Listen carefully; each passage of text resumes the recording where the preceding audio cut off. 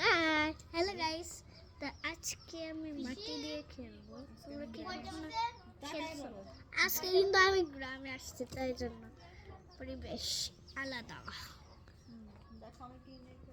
দেখো আমি মাটি নিয়ে খেলতেছি। দেখছো? তোমরা কি কখনো মাটি দিয়ে খেলছো? অবশ্যই জানিও।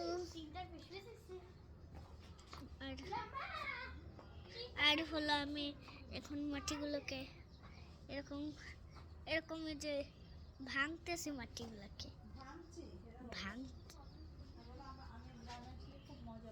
আমি গ্রামে আসলে খুব মজা লাগে আমার মাটি নিয়ে খেলতে।